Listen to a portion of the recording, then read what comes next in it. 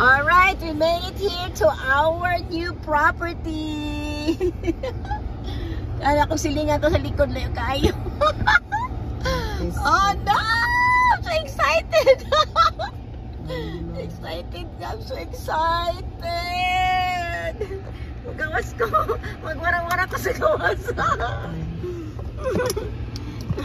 Ako lang liyaw. Talin daw.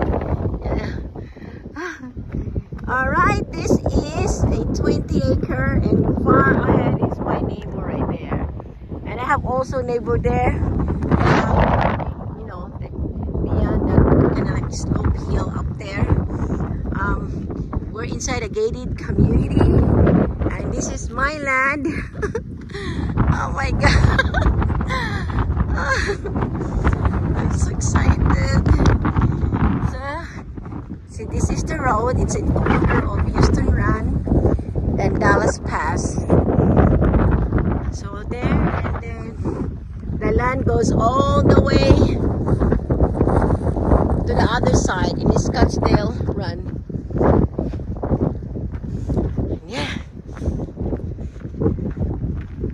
So, okay, I'm gonna go towards the other side. I'll drive it there for the other side of the road. Okay, drive tago pa kaya makita nato tumoy sa Pikas Kalsada. Okay, hindi ako mag-seatbelt. So gikan dia sa corner all the way diri sa Pikas corner. So Scottsdale. So diri, this is all my land right here. Kaya tanan diri ako ana. It's all mine. Yeah, these are all mine. It's too much to walk on it. I know, nagsilak na siya kawag seatbelt. Isa. Sa kinan. Nihilak ay watan seatbelt. Ikaw rin nawa. O, lagi.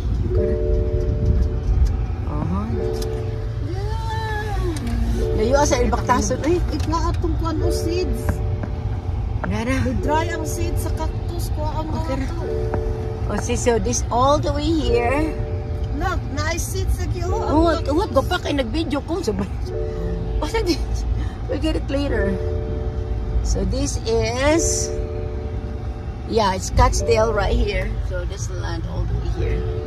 So I'm gonna stop in this corner so the land goes all the way here. There. Okay. Hulusot na pa dito. So so it's in corner of Dallas Pass and Scottsdale. It's right here, all the way the